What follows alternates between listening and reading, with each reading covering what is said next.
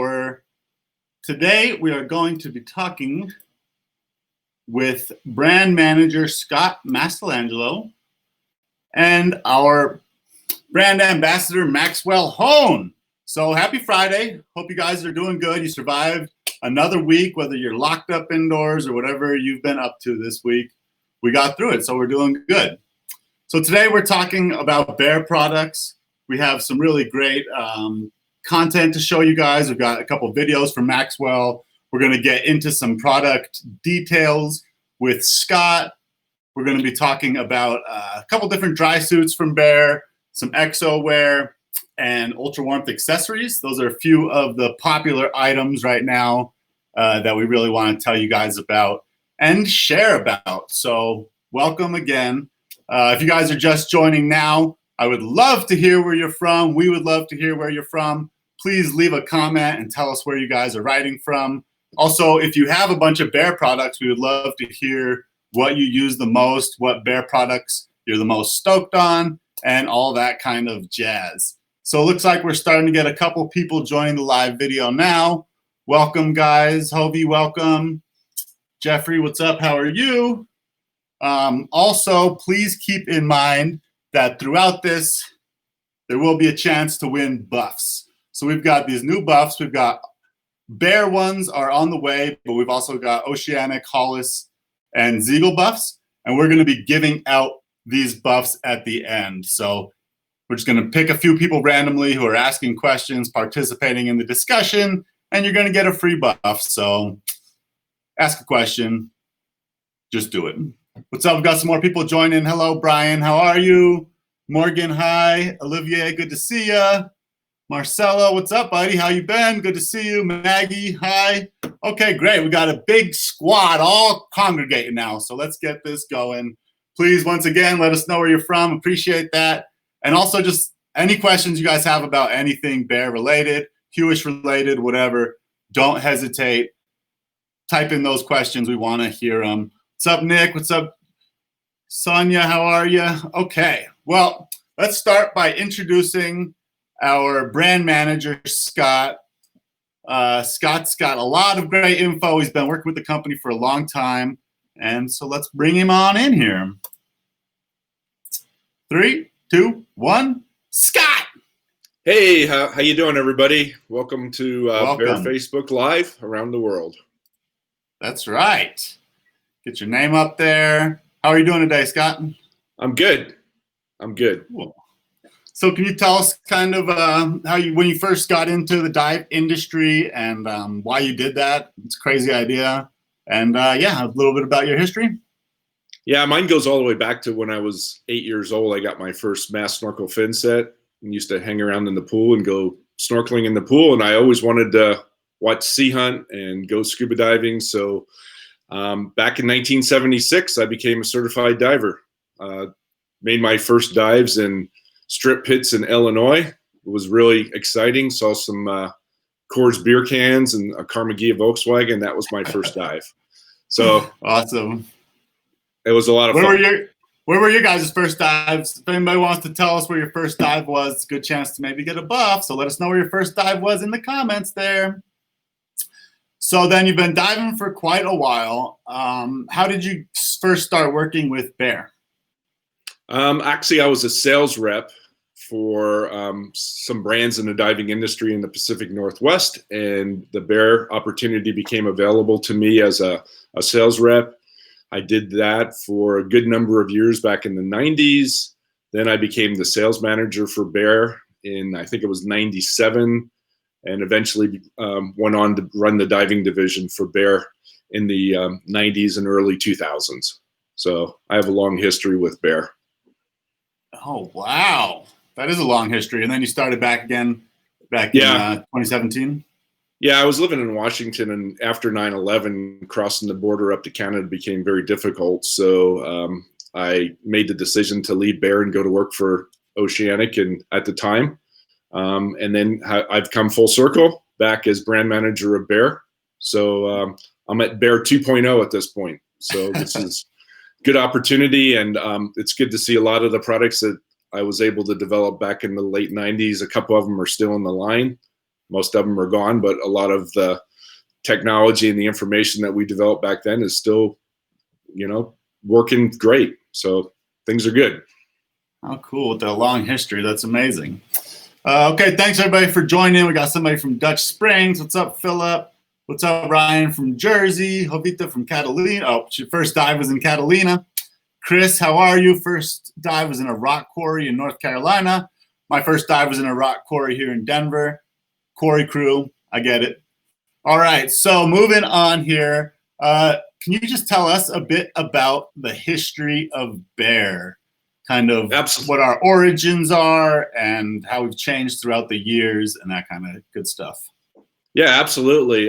So there are our two founders of Bear back in 1972. They were looking for a way to keep warm in the cold waters of the Pacific Northwest and the Canadian waters off of Vancouver.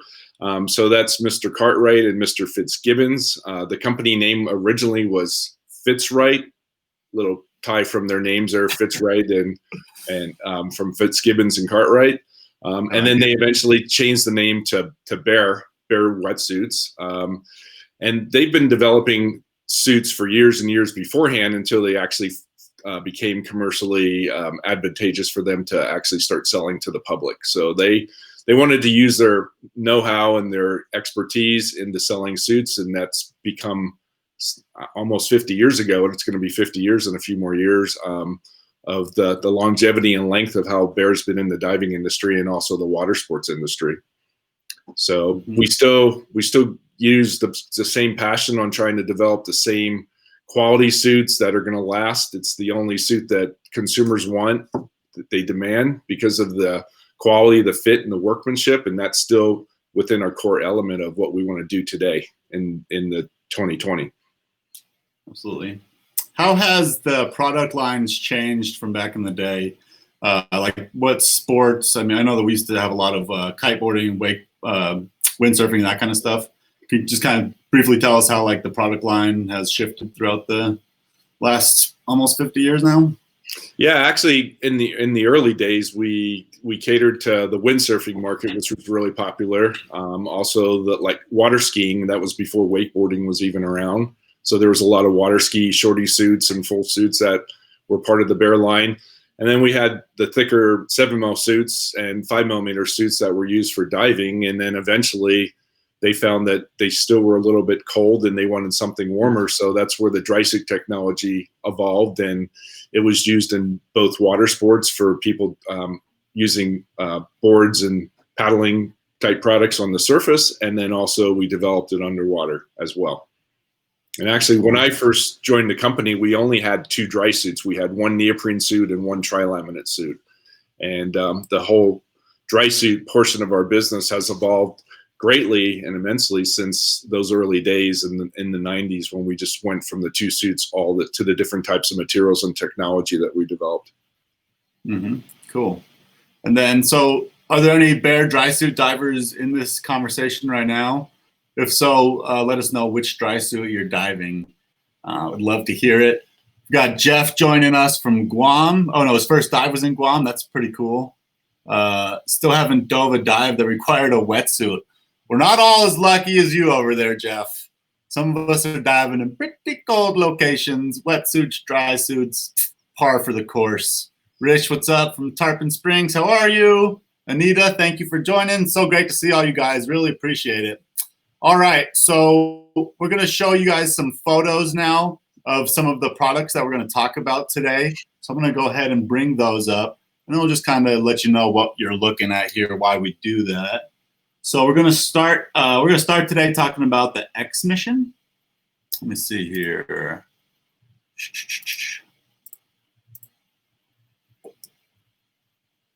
Ooh. All right. So this first shot is actually Maxwel Hohn, who's going to be joining us in just a few minutes right now. This is the old X mission that he's rocking. It's not the new Evolution. Here is the X mission Evolution. There's a male version and a female version. You want to introduce this suit real quick, Scott?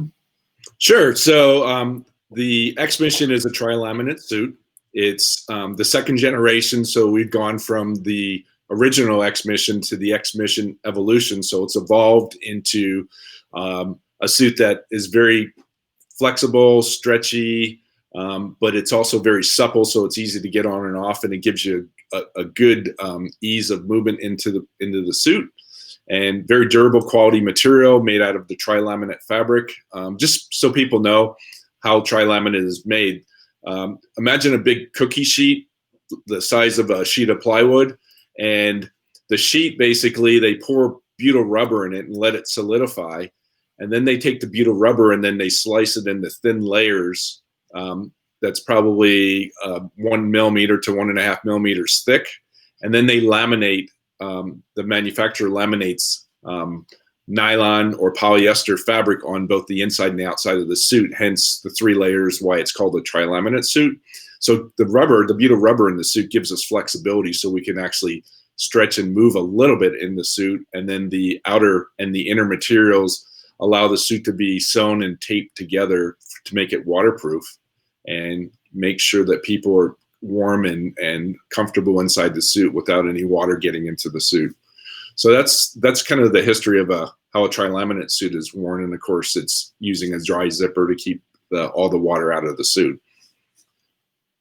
Cool. Here's a couple of photos from mine from our ambassador Martin Strimsko, who's been diving the X Mission Evolution for a little while now, using it for a lot of different technical diving. Some really cool photos here. Is there any tech divers here who use their X Mission for tech diving? If so, what's your favorite tech spot that you've been diving with it? Let us know. I saw one of the questions was, can you field replace the seals on the dry suit? And the answer is yes. So we have rings that we can attach to the cuffs of the suit and also onto the neck. And the ring allows either latex or silicone to be installed, and it can be replaced in the field by the diver or the user in case they ever tore or ripped the seal itself. Got some people here who have custom Bear dry suits, which is awesome. You want to just quickly kind of tell them about the custom dry suit program? Yeah, we have what we call a made-to-measure program. So you would go into a retail dive store. They're experts at being able to measure people's body shapes and sizes. So they're going to take probably about 24, 25 different measurements, circumference, length measurements on the suit. And then we have a design team that's still based out of Vancouver, BC, and we're using what we call the Gerber cutting system. So all the measurements are inputted into the Gerber system, and then a pattern is created digitally, and then that digital pattern is sent over to our facility in Malta. Malta is a small island in the Mediterranean. It's off the coast of Sicily, below Italy. So we have a production facility there that's been producing dry suits for Bear since the late 90s. And we build our suits using a big Gerber cutter machine that actually cuts the pattern out of the tri-laminate material, the neoprene material, depending on what type of suit it is. And it's custom, the measurements are custom made for that individual body, so it should fit perfect for the person when they get the suit. So custom suits are available with the made-to-measure measurement system. Any Bear dealer can help you out with that, help you get fitted, help you get the order in. So contact a Bear dealer if you're looking at any sort of custom suit options. Are valve rebuild kits available to shops? No, not rebuild kits for valves. They're pretty much self-contained. I mean, you can replace the stainless steel nipple that goes on the outside the valve that the hose connects to, and basically that's about it. I mean, we have covers and sealing systems, but you can't rebuild the valves. Dry glove liners being made out of ExoWear. Thoughts? We do have a lot of people using the ExoWear gloves inside their dry gloves because they're breathable. Your hands don't get sweaty inside the glove because they are breathable, and they're flexible enough where they will keep you keep your dexterity up and also keep your fingers and your hands warm.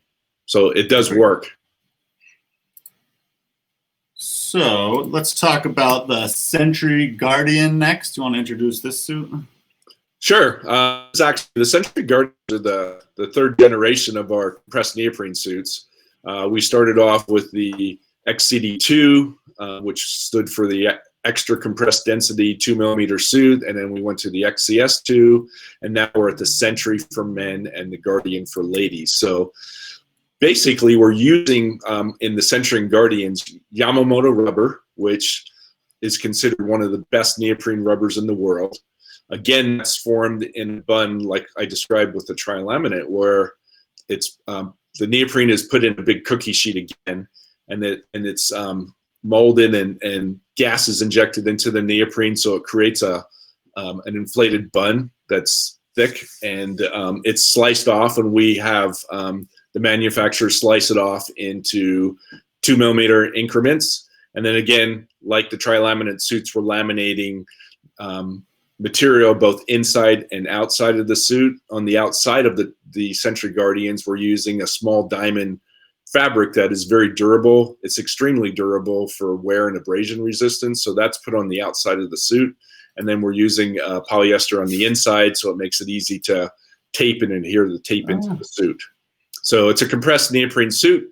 The benefits are it's 2mm, so it offers some insulation more than a trilaminate suit, but it's also very stretchy and flexible to allow the diver to move and to do whatever work or kicking or whatever type of diving they're doing inside that suit. So it's a very comfortable suit. We have it available in the Tech and the Pro. Just a little hint, the Tech means that it's a front zip suit. The Pro means it's a back zip suit. So those are little hints on the nomenclature of the suits. Sentry for men, Guardian. Sentry's the men's and Guardian's the ladies. This is Maxwel Hohn rocking his Sentry. Here he is again on our shoot that we did a couple years ago, making a bunch of assets for the new Sentry and Guardian. We had a really snowy conditions, so it was pretty much ideal for testing these dry suits out. Here's Max and his honey. There's the Guardian. It's the female version of the Sentry. Very similar, except for shaped a little bit different to work better for women. Cool. All right. And then we're also going to go ahead. I was going to say there's a question about the warranty on the seams. There's a 7-year warranty on the seams of the suit that we guarantee the suit for 7 years. It's prorated, so if there's ever an issue, it's just more or less prorated as the time goes on. So yes, there is a 7-year warranty. And then we also wanted to talk about some ExoWear here today. Can you tell us quickly about ExoWear? Yeah, again, we're in the trilaminate structure of ExoWear. It's actually 3 different layers again. It's a polyurethane breathable membrane as the middle layer. And on the inside is a fleece lining that's wicks moisture away from your body.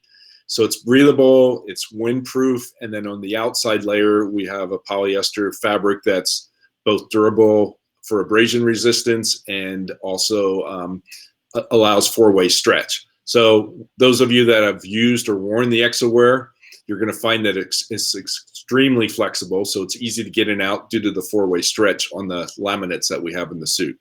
So features again, breathable, windproof, very comfortable, warm inside using our ultra warm material, which is the minerals that are embedded into the thread that's woven into the suit. We use the ultra warmth Omni Red material in our ExoWear and also our accessories and also some of our wetsuits as well. So very comfortable. We have it in a variety of different styles to meet everybody's needs, either a back zip full suit or a long sleeve top, pants, shorts, a zip up jacket. We have a vest, and then we have all the accessories, the socks, the gloves, and the hood.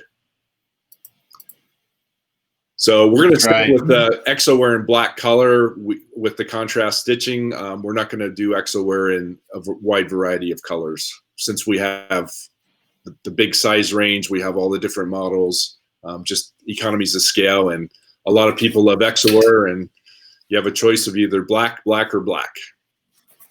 Except for there's the female and the male version. So the female has the teal colors on it, and the male has the orange. And you can tell it's just like this crazy stretchy fabric. It dries really quick out of the water. It's also really great to wear underneath a wetsuit or a dry suit, so you can really stack layers. Like a lot of people who get cold will just have one of these on deck because they can do a couple dives and they start to get cold and they throw this one on underneath their wetsuit or their dry suit and they get a little bit warmer. So it's a cool product. Looks like we've got a couple people here who really like the ExoWear. Anita, what ExoWear do you dive with? Do you have a full setup or a full suit or tops and bottoms, or what do you use? When do you use ExoWear? Like I said, it's really, for me, I use it in a lot of different places. One of my favorite places to use it is like on boats after you dive, because then you have something really warm to shield you from the sun and the wind and that kind of stuff. And then I also use it to layer both underneath wetsuits and dry suits. Or for snorkeling, I love it in warm water. It's perfect for that too. Yeah, good stuff. Yeah, it's actually equivalent to about 2 millimeters worth of neoprene, but it's neutrally buoyant, so it doesn't give you more positive flotation like a 3-2 suit would be. So if you wore it underneath a 3-2, you'd be equivalent to the warmth of a 5 millimeter suit without the 5 millimeter buoyancy. So you can cut down on the weight when you're diving. So you can layer it underneath wetsuits. You can layer it underneath dry suits. You can wear it standalone in warm water conditions. You can wear it for other outdoor activities. You can wear it for mountaineering. You can wear it for hiking and skiing because, again, it's breathable. And so it's functional, and you're not going to get wet and cold and damp and clammy inside the suit because it is breathable. Mark is asking why we don't see more colored suits across the industry. Interesting question. Yeah, I think for manufacturers, wetsuit manufacturers like us, we have a lot of different sizes. Our fit is the most important thing for us. So we have a lot of different sizes to fit all the different body shapes and sizes. We've got male and female.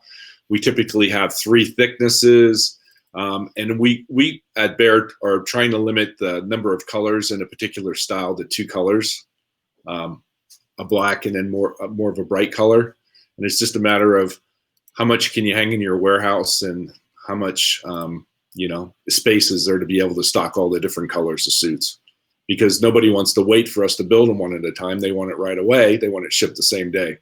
So it's difficult to have every color imaginable in the rainbow.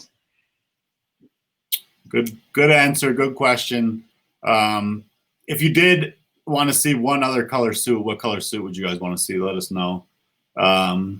Does ExoWear hold the water and have to be wrung out after diving to speed up the drying process?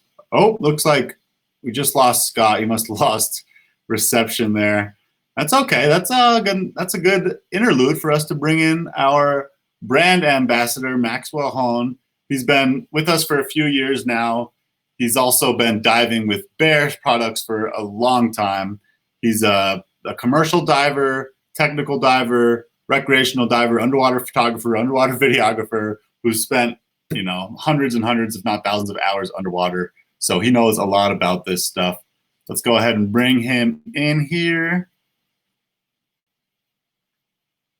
Hey, Maxwel. Hey guys, thanks for having me. Hey, it's good to have you, man. How you doing?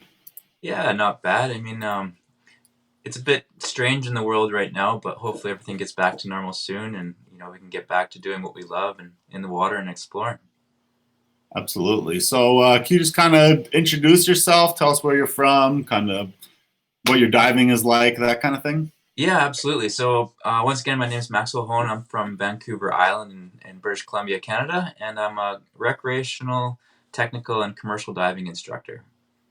I've been professional in the industry since 2005, and I've kind of shifted my goals to working, mostly in the videography and photography industry of diving, and it's been awesome. How long have you been diving for? I started diving, well, I guess free diving in 1996 when I was just a kid. I'd go to local lakes and rivers and snorkel and learn how to free dive for crayfish and things like that. And then I became a diving instructor in 2005 and got to work all over the world in exotic locations like Zanzibar and Tanzania, Turks and Caicos, Bahamas, Vietnam, Norway, Greece. It was pretty wild.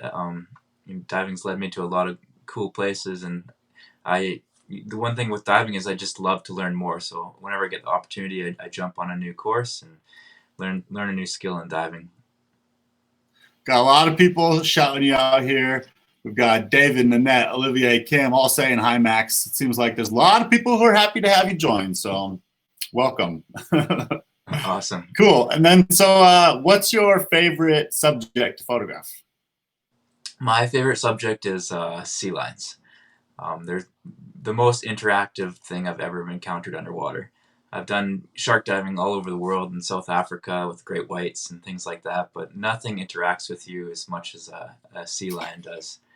And I'm pretty fortunate here on Vancouver Island to live so close to one of their colonies, and go out there quite often throughout the year. And you know that you're not there to dive with the sea lions. It feels like the sea lions are there to see you. They love to come and just swarm you, and yeah, they're a lot of fun. Max has been gracious enough to host me 2 times up there diving with the sea lions, and I couldn't agree more. They're just so playful, interactive. If you guys haven't ever go with them, you really have to. I've got a lot of experience with California sea lions as well, down in Monterey, and the sea lions up in British Columbia are totally different. They are way more willing to come up to you and nibble on you. Like it's quite an experience. It's highly recommended for a bucket list dive if you guys have never done it. Vancouver Island sea lion dives are just insane. I'm going to show some of Maxwel's photos real quick and maybe talk about a couple of them if you guys aren't familiar with his work. This way you can kind of see what he's up to up there in the Great Pacific Northwest. So let's get this going here. All right.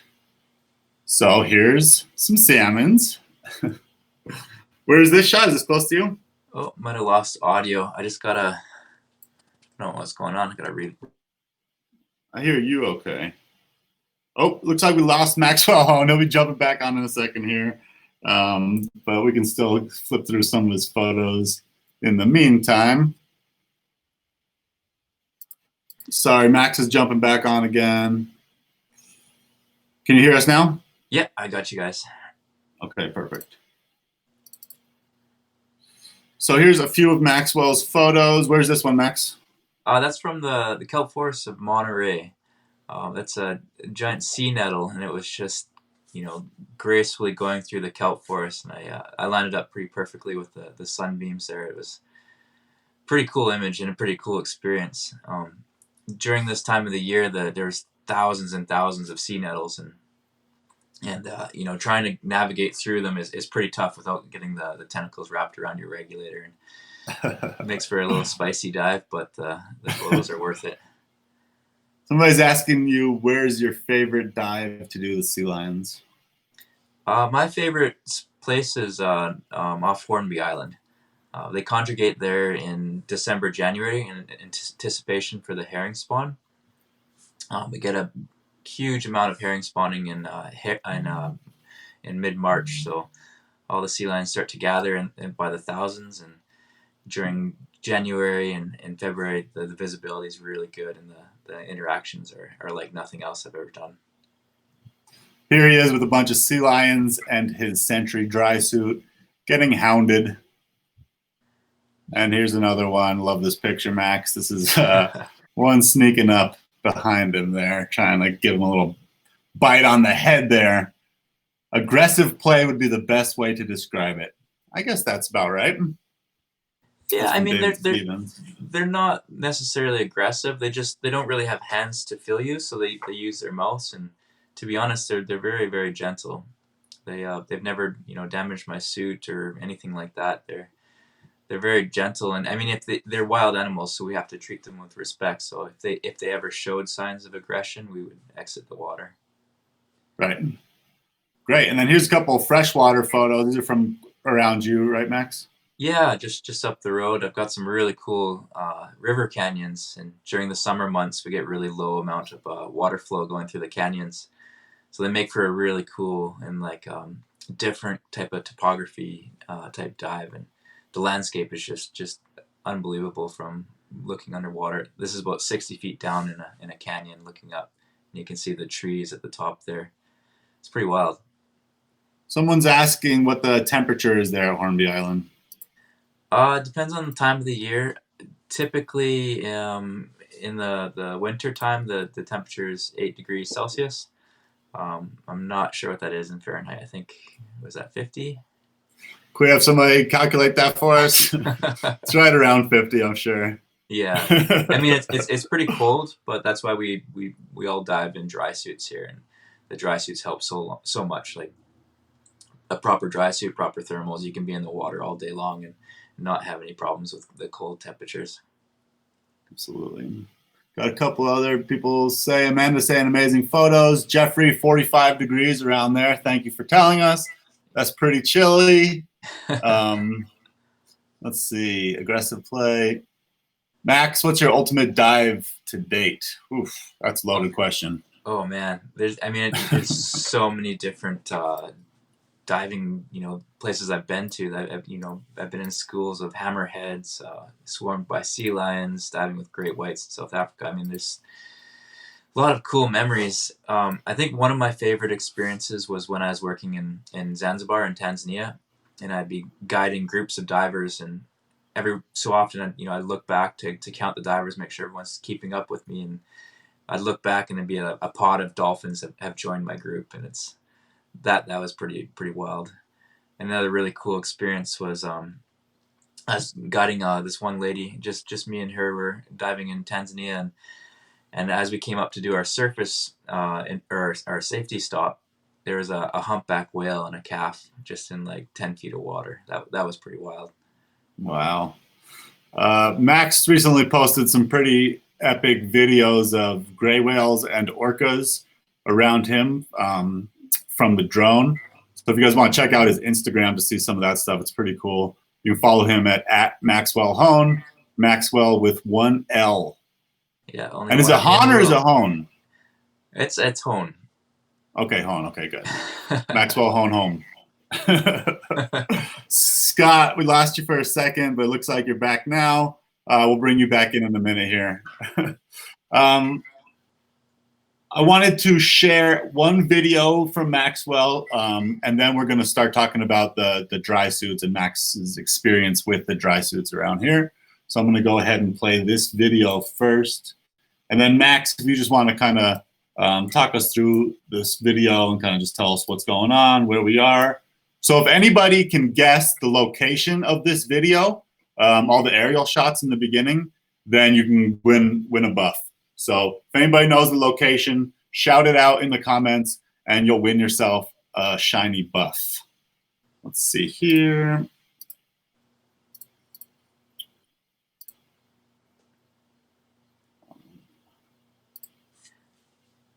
Oh, looks like I've lost audio here. I just gotta rejoin. We hear you.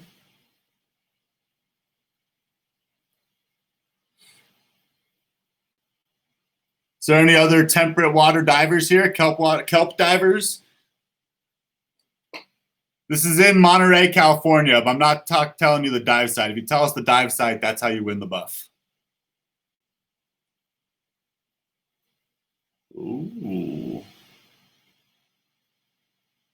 Monastery Beach, Carmel. We've got a winner, Steven. Woo! That's right.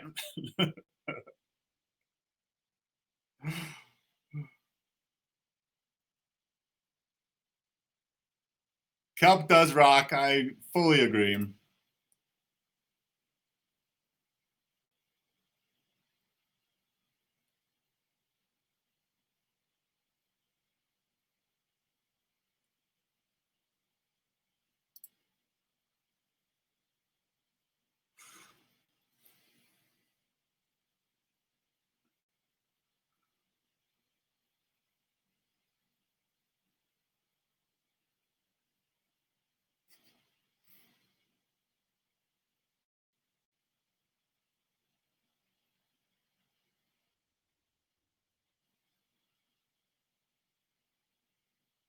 Beautiful.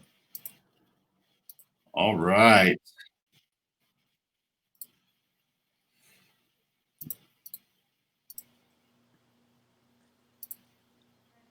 Hey, guys. Hey, Hey, sorry, we cut out again. welcome back. Every time you pull up something, we get cut. It's weird. What, get cut? Oh, your video? I stuck. Yeah. It's weird.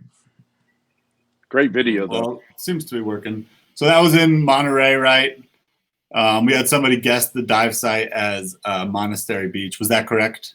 That's correct. Yeah, I mean, the first shots were Monastery Beach, and then it was I moved over to Breakwater. Okay. Anybody here been diving in Monterey before? If so, let us know. Oh, Joe Placco's here. Max, Scott's been there. Max, do you prefer wetsuit or dry suit when diving with your rebreather? Thanks, Joe. Oh, absolutely a dry suit, 100%. We've also got Eric here, Jeffrey, Carlos. Thanks for joining. Cool. Looks like we've got a bunch of people here. All right, so let's get into your experiences with the Century dry suit. I know that you've dove it a ton, and it might be fun just to kind of have a talk with the two of you because Max has been diving it so frequently for the last couple of years here, and Scott is the man that knows everything about it. So, yeah. First, I'd like to play a quick testimonial from Maxwell. Maxwell, hopefully you'll be able to hear it because you keep on cutting out here. But let's see. Show and stream. Okay, here we go.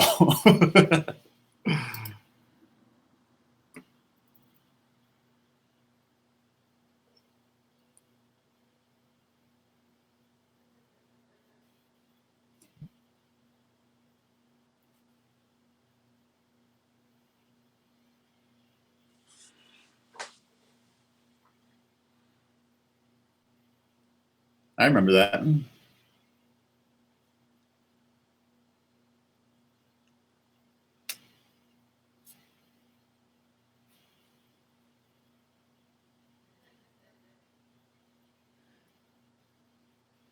Oh, sorry, guys. Sounds like there was no audio. Maxwell basically said it was a really good suit. He uses it in a bunch of different environments, bumps into stuff. Sorry about that there's no audio. That's a bummer there. Anyway, all right. So tell us about your diving with the Century. Well, I was pretty lucky. I got to dive one of the first Centuries that was made, so I had it about 1.5 years before it actually came out to the market.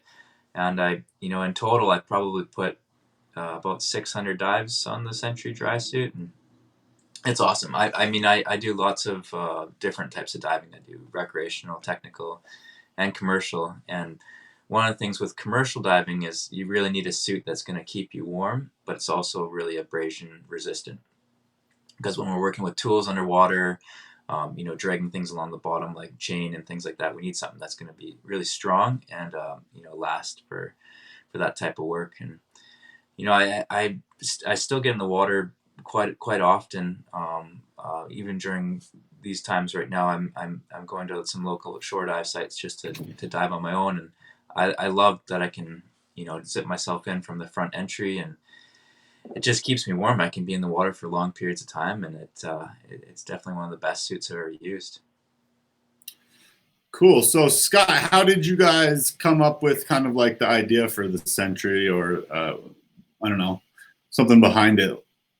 Why do we make that suit? Well, we wanted to update the XCD2 and XCS2's versions to the new material. So we basically switched the material to the Yamamoto material. We were using another Asian-based material, neoprene material that was also compressed neoprene, and we just felt that there were better properties with the Yamamoto for the stretch and the durability. We also found that in the past we were using the automatic torso recall system, the ATR system, in the front zip suits, the tri-laminate suits, and also the compressed neoprene suits.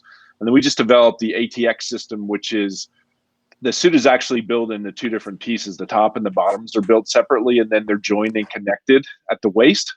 And the ATX system allows the pants to not droop, so you're not having your crotch down at your knees, so it keeps it up around your crotch area, over the shoulders, and a suspension system. And then we also added a little pocket here in the top portion of the bib inside the suit, so you can put your keys or money or hotel room key or whatever it is inside the suit, so you don't have to worry about losing that.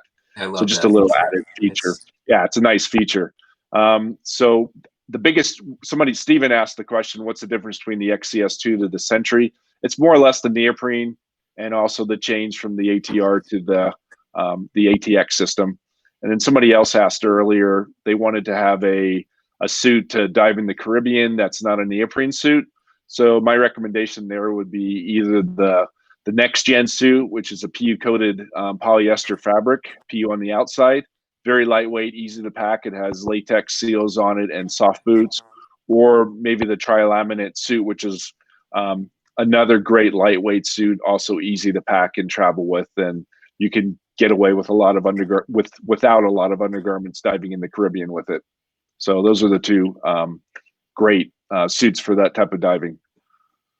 And then also, I don't know if you get cold or not, but also ExoWear is a non-neoprene wetsuit kind of material that would be good for the Caribbean as well. Some people even, I was talking to somebody in Florida recently who's just absolutely gung-ho about the ExoWear, loved it so much. He was just wearing 2 full ExoWear suits instead of wetsuits. He totally got rid of his wetsuits because he likes ExoWear so much. So he'd wear a full ExoWear suit and then wear the top and the bottom on top of that. And he said it was the equivalent of like a 5 or 7 millimeter. Obviously, I'm not quite sure if that's 100% right, but he swears by doing the double ExoWear suit. So that's definitely an idea too for something that's non-neoprene. Max, what are some of your other favorite Bear products that you dive with a lot? I love the Ultra Warmth line, especially the gloves, the hoods, and the boots for when I'm wetsuit diving. They're just phenomenal. They've held up for years. I've had these now, and they're great. They keep me warm. They're nice and durable, and yeah, I love those. I also use the Ultra Warmth hooded vest for when I'm diving in the rivers during the summer, because the water temperature warms up quite a bit, so I can get away from a dry suit for a bit, which is kind of nice, just to change it up. Can you hold up that boot again and show us the inside of it? Yeah. Scott, you want to tell everybody about Ultra Warmth and kind of why these are so warm? Yeah, so Bear a couple years ago developed the Ultra Warmth material, and again, it has components of different minerals inside that is great for reflectivity and for conductivity of the warmth of your body. So when the material is woven, like any other woven material, we can use different threads of material, and the warmth basically reflects back and keeps your body warm. It actually does work. It's been proven in scientific studies that it does work, and it's amazing how it works. That's it.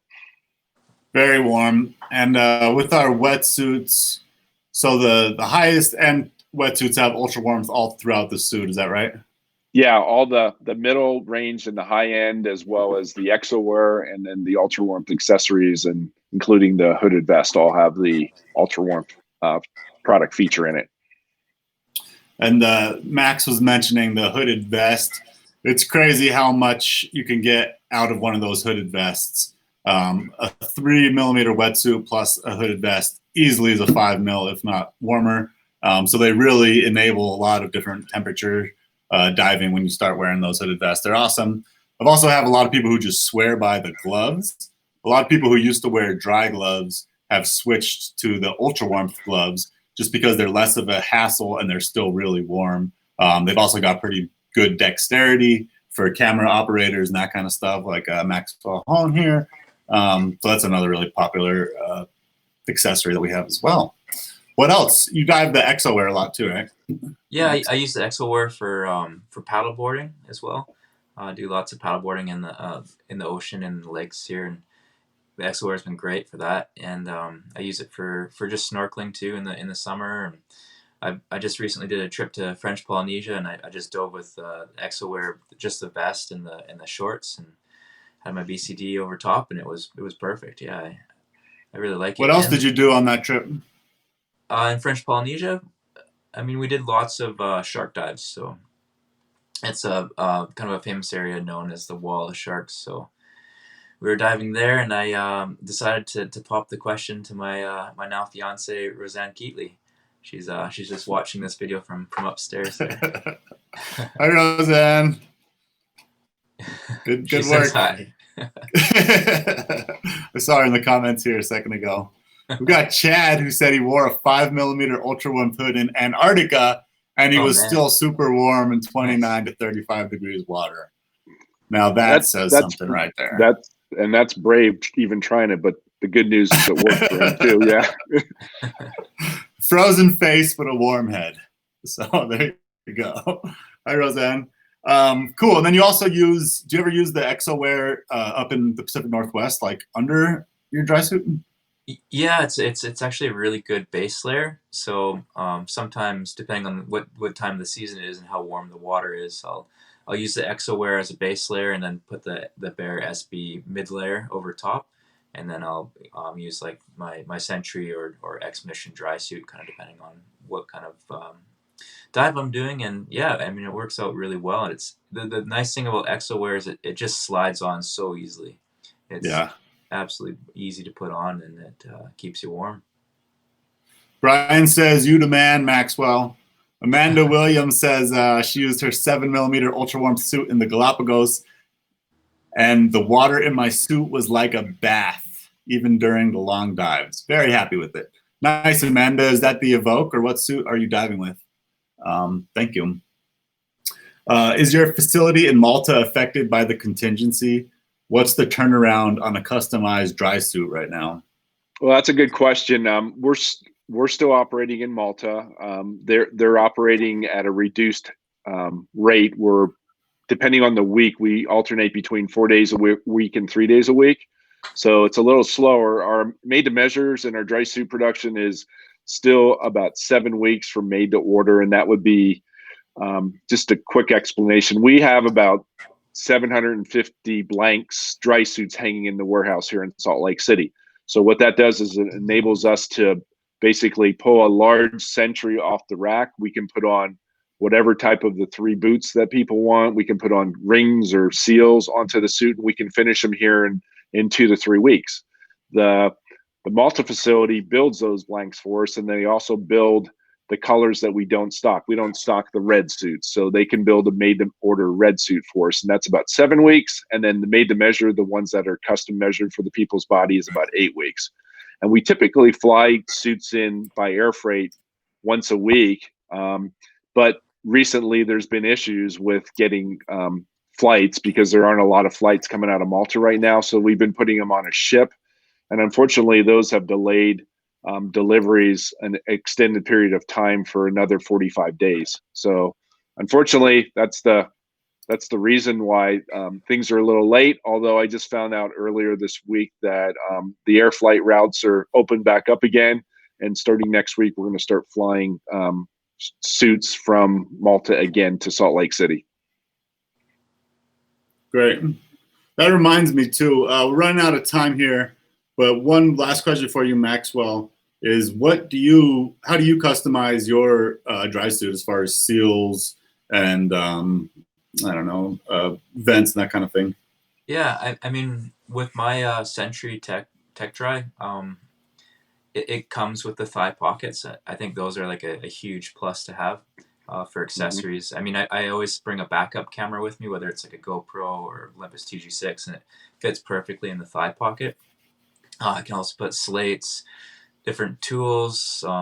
They're absolutely essential for me and what I do. I like the latex wrist seals. That's kind of my go-to, and then I really enjoy the neoprene neck seal. And then keep the vents in the standard positions. And other than that, I mean, it's nice to have the more durable boots on there. I mean, the tech boots are great because you can fit smaller fins onto your dry suit. But the more durable boots are good for rocky shore entries. Okay, cool. And then also just, when you do the made-to-measure custom dry suits, you can do any sort of seals or whatever you want. It's all right there available for you. So definitely talk to your local Bear dealer, and they'll help steer you in the right direction as far as what's perfect for you. That's about it. So we're going to announce the people who won the buffs. So hopefully they're still here so they can claim their prizes. Let's see. So Amanda, Dan, and Steven, you are the buff winners. Congratulations. You did a really good job. We're really proud of you. and we want to send you a buff. So go ahead and send our page a direct message with your email and your address, and then we'll get these buffs sent out to you guys. So there you go. Good work. Well, cool. Any last minute comments or anything from you guys? Maxwell and Scotty? Yeah, just looking forward to eventually getting back in a plane and going diving again. So that's that'll be exciting day. Where are you gonna go? Where's your first dive trip gonna be once you can do it again? I think I'd rather just settle down for a nice little relaxing vacation in the Keys, maybe. There you go. What about you, Max? Well, I have Little Cayman booked for June. It's hard to say what's going to happen with that, but I might have to delay it a bit. Other than that, I've got an expedition with Jill Heinerth planned for September in Newfoundland. So I'm pretty sure that will continue, and everything will be back to normal by then. That would be pretty cool. Nice cold, chilly waters, but some pretty amazing wrecks and dive sites that we're going to go check out. Max was also diving with Jill earlier this year or last year? It was last year? Last year. Last fall, yeah. So he's got some really cool photos from that too. Make sure you guys check out Max on Instagram, Maxwel Hohn, or on Facebook too. He's also really active on Facebook. Same thing, Maxwel Hohn. Check him out. Look at his photography if you're interested. And yeah, if you guys have any other questions after this, we're always willing to hear them. You can always send Facebook direct messages to us and we'll reply to you. And thank you guys for joining us today. Appreciate Thanks, it. everybody. Thanks, everybody. Thanks for coming to join us. Bye, guys. Take care. Have a great weekend. Stay safe, everyone. Peace.